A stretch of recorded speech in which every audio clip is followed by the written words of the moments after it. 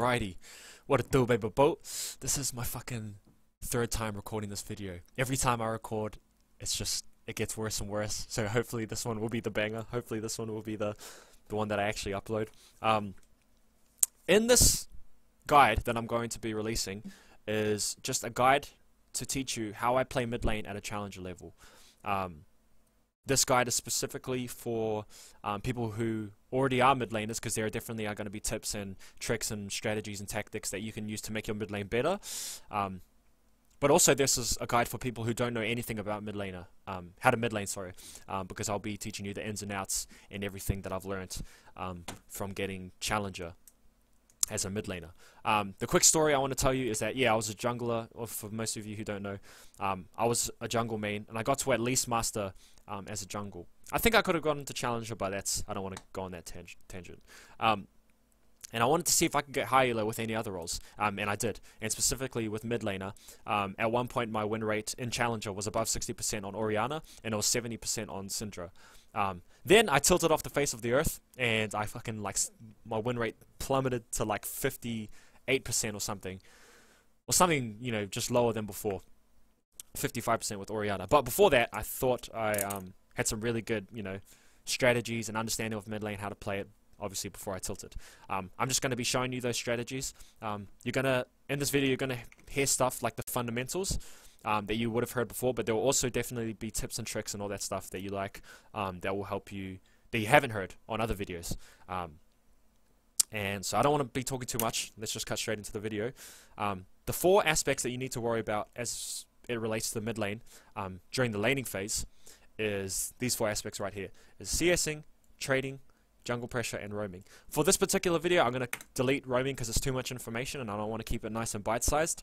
So we're going to be going through CSing, trading, and jungle pressure. The first aspect, which is CSing, obviously it's something that you just need to practice. It's something that you need to get good at. Last hitting, and I'm not going to cover how to last hit in this video because that's a waste of time. But it's something that you do need to practice. It's yeah, just go into a fucking custom game and practice CSing, blah blah blah. The minimum benchmark that you should be aiming for is 70 at 10 minutes. Okay, this is the minimum. Obviously you want to work up from that point of 70 at 10 minutes, but this is a good place to start. Because I'm not going to be teaching you how to CS in this video because it's a waste of my time, the 2 things that I'm going to be teaching you is the harassing, I don't know if that's how you spell harassing, and sacrificing. CSing isn't just about hitting it last. There are other aspects of CSing that you need to worry about if you want to improve at the particular skill and improve at mid lane. Specifically these ones, harassing and sacrificing. In this clip, I'm going to be using Apto's clip to demonstrate my points and stuff. Apto's playing TF, and Lulu's playing Lulu. Who the fuck is playing Lulu?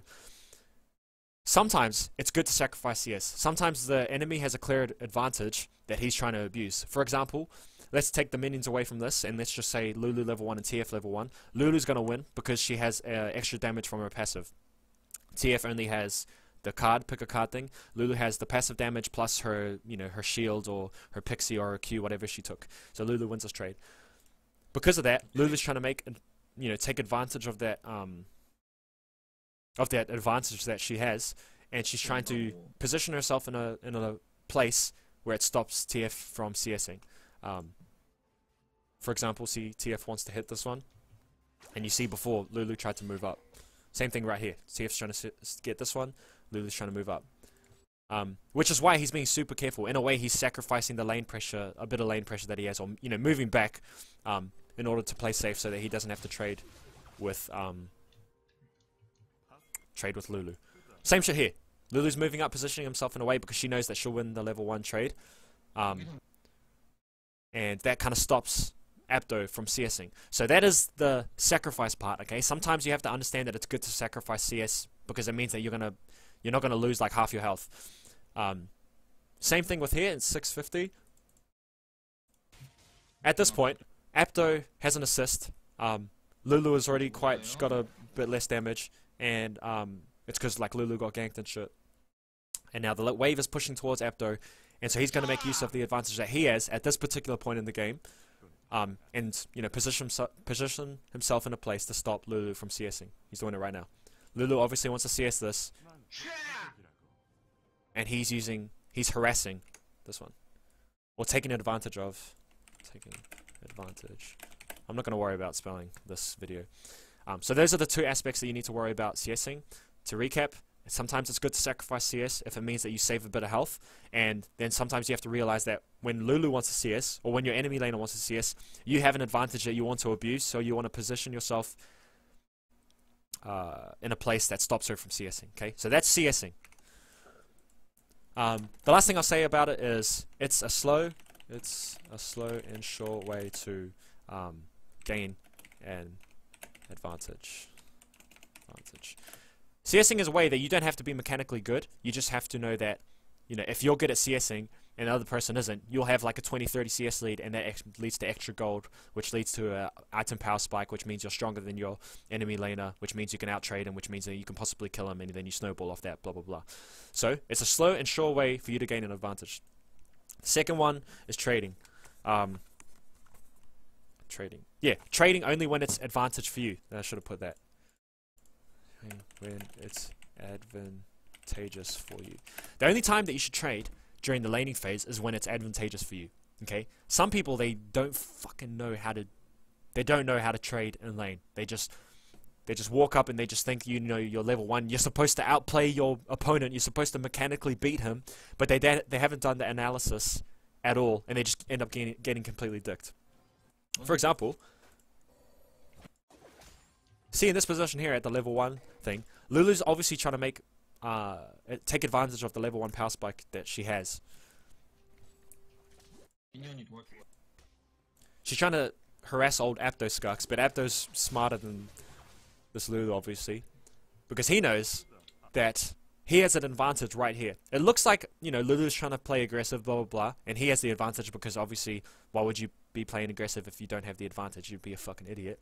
But Apto knows that the early minions are super powerful. They're so freaking powerful. So what he does is he just trades with Lulu, and you can even hear him say, if you watch the clip, you'll hear him say something about minions. I don't know how to speak Korean, but he says minions, because he knows that right now, if the minions weren't here, he would win. Lulu would win. But because the minions are here, they're just gonna turn on this one, and now all of a sudden it's like TF plus 3 minions versus Lulu.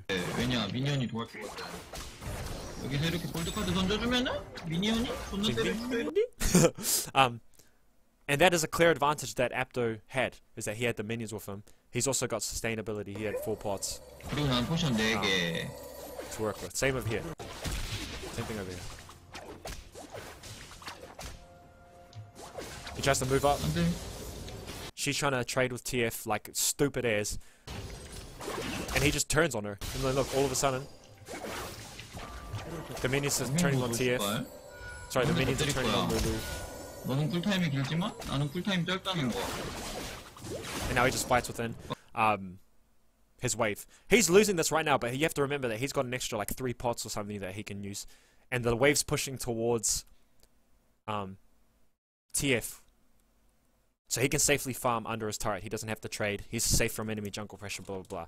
So only trade when it's advantageous for you. There's a clear advantage here because of the minions. And Lulu did good because she's obviously trying to make use of her level 1 power spike. She just didn't take into account the minions here. So you just have to analyze the advantages that you have during the laning phase. Maybe your Syndra versus, like, I know this would never happen. Well, maybe in bronze, but Syndra versus Amumu mid. Amumu can't do anything to get to Syndra unless he hits a Q, which I highly doubt is going to happen during the minion, within the minions and shit. So Syndra can just poke, hit a Q, and that's a clear advantage that she has. She has the range and the Q, low cooldown. She can just keep spamming. Amumu has to come into CS, blah, blah, blah. So trade only when it's advantageous for you. And the last one is jungle pressure. Jungle pressure is something that you have to learn how to both work with your jungler, and also something that you have to work against from the enemy jungler. If you see in this position now, Xin Zhao is topside, and the way that the wave is pushing is towards TF. So that means that Apto just has to farm in this place. The jungler can't gank him because she's under turret. He's just going to go back. But this dude is susceptible to ganks. TF hasn't seen Apto. Sorry, TF hasn't seen Lulu ward at all, which means that this area is blind. Xinjiao can just come for the gank because he's working with his jungle pressure. And look, he just gets a free gank.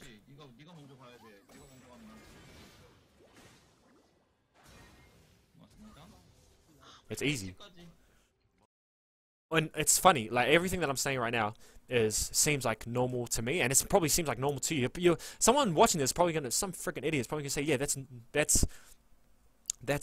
what you call it. This is all normal stuff. You know, I've seen this stuff before, blah blah blah. Maybe not the stuff with CSing, you know, when to sacrifice and when to harass, but a lot of it is stuff that you've heard before. And I guarantee you, those people who say that, if you give me a look at your gameplay, if you give me one of your replays and stuff, I'll like pick your gameplay so hard and I'll say, yeah, you made a mistake here, and you won't be doing any of the shit that you see in this video because you're an idiot.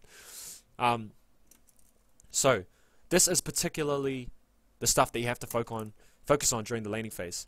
CSing, obviously get better, like practice. Then harass when the enemy tries to CS and you have an advantage, and sacrifice when they have a clear advantage. Trading only when it's advantageous for you. So that means if you have an advantage, maybe you have an item power spike or something, obviously you want to try and force a trade. And then that means at the same time, if the enemy has a clear advantage, you don't want to trade with them because you're just going to lose.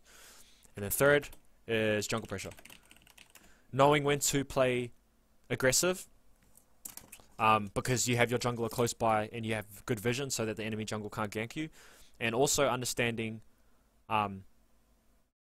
when to not play aggressive, and you know the jungle is close by, so you're just in a place in the lane like Apto was over here, where the jungler can't gank you at all. Now, this is the last thing that I'm going to say about this particular guide, this particular part. If you do this, if you do play this perfectly, you don't have to have good mechanics and you can win the lane. That's the amazing part about Apto's style of gameplay, is that he's not mechanically the best. He's not like Faker. Faker is like a mechanical god. But you don't have to be like Faker. That's the thing. You don't have to have quick fingers like Faker. You don't have to, you know, just outplay your enemy and move your mouse at this particular position and then boom, and then hit every skill shot. All you can do is play the lane safe. You can CS. You can get a clear advantage through that.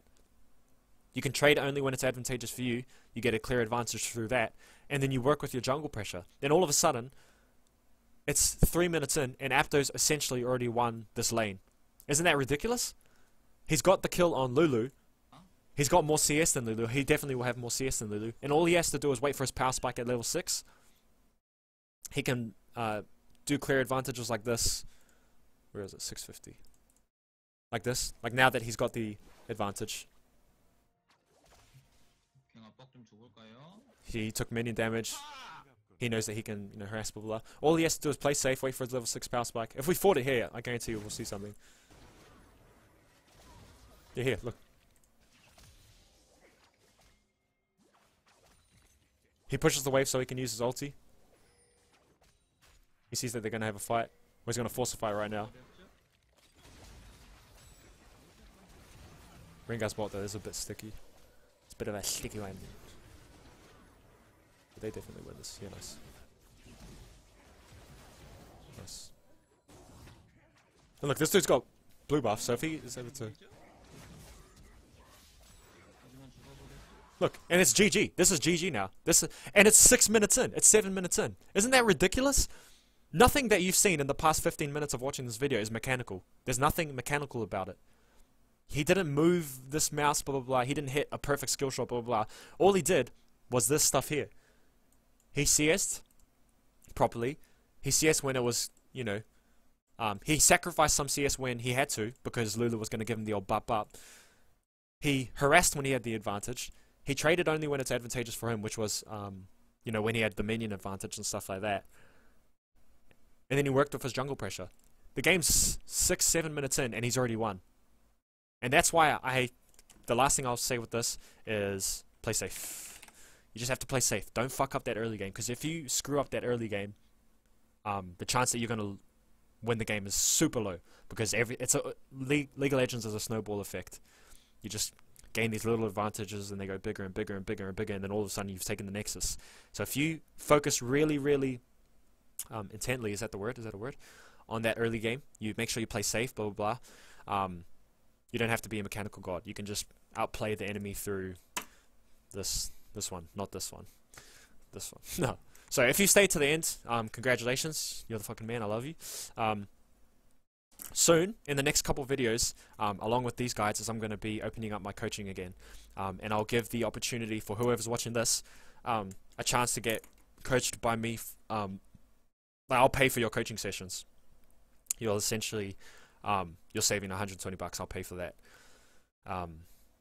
So yeah, if you want that, then obviously like this video and shit to help me out. Comment below if you have any questions, and yeah, and stick around and keep in contact. It'll be out within the next couple of days, so keep a lookout for that. Have a good day. I love you. Stay beautiful. Shana Docs.